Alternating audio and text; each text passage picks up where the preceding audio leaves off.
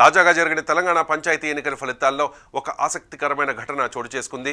భద్రాద్రి కొత్తగూడెం జిల్లా జూలూరుపాడు మండలానికి చెందిన గుండ్లరేవు గ్రామంలో సర్పంచ్ ఎన్నిక ఫలితం రాజకీయ వర్గాల్లోనే కాకుండా సామాన్య ప్రజల్లో కూడా ప్రత్యేక చర్చకు దారితీసింది. ముఖ్యంగా ఏపీలో దీనికి సంబంధించిన న్యూస్ తెగ వైరల్ అవుతోంది.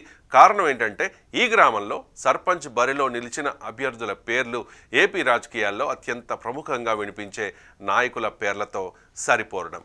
ఈ ఎన్నికల్లో బీఆర్ఎస్ తరపున బాణోతు జగన్ సర్పంచ్ అభ్యర్థిగా పోటీ చేయగా కాంగ్రెస్ పార్టీ నుంచి భూక్యా చంద్రబాబు రంగంలోకి దిగారు. జగన్, చంద్రబాబు అనే పేర్లు ఇప్పటికే తెలుగు రాష్ట్రాల రాజకీయాల్లో పెద్ద ఎత్తున వినిపిస్తోన్న నేపథ్యంలో గ్రామ స్థాయిలో జరిగిన ఈ పోటీకి సహజంగానే ఎక్కువ ప్రాధాన్యం లభించింది. ఎన్నికల ప్రచారం సమయంలోనే ఈ పేర్ల కారణంగా గుండ్లరేవు గ్రామం చుట్టుపక్కల ప్రాంతాల్లో కూడా ఒక రకమైన ఆసక్తి పెరిగింది. అభ్యర్థులిద్దరూ ఇంటింట ప్రచారం నిర్వహిస్తూ స్థానిక సమస్యలు, గ్రామాభివృద్ధి, మౌలిక సదుపాయాలపై తమ హామీలను ప్రజల ముందుంచారు. తాగునీరు, రహదారులు, డ్రైనేజీ వ్యవస్థ, పింఛన్లు, ఉపాధి అవకాశాలు వంటి అంశాలపై గ్రామస్తులతో నేరుగా చర్చలు జరిపారు. దీంతో ఎన్నికల వాతావరణం పూర్తిగా ఉత్సాహంగా మారిపోయిన పరిస్థితి.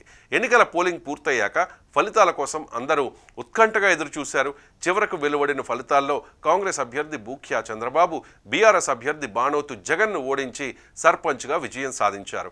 ఈ ఫలితం వెలువడగానే గ్రామంలో కాంగ్రెస్ శ్రేణులు సంబరాలు జరుపుకోగా బీఆర్ఎస్ శ్రేణులు కొంత నిరాశకు గురయ్యాయి. ప్రత్యేకంగా చెప్పుకోవాల్సిన విషయం ఏంటంటే ఇది కేవలం ఒక గ్రామ సర్పంచ్ ఎన్నిక అయినప్పటికీ పేర్ల సారూప్యత వల్ల ఈ పోటీకి రాష్ట్ర స్థాయిలో జరుగుతోన్న రాజకీయ పరిణామాలతో పోలికలు తెచ్చి మాట్లాడుకునే పరిస్థితి ఏర్పడింది. మొత్తంగా చూస్తే గుండ్లరేవు గ్రామంలో జరిగిన సర్పంచ్ ఎన్నిక ఫలితాల గురించి ఏపీలో టీడీపీ శ్రేణులు పెద్ద ఎత్తున సోషల్ మీడియాలో షేర్ చేస్తూ ఉన్నాయి. ఆంధ్రప్రదేశ్లో మాత్రమే కాదు, తెలంగాణలో జరిగిన పల్లె పోరులో కూడా జగన్పై చంద్రబాబు గెలిచారు.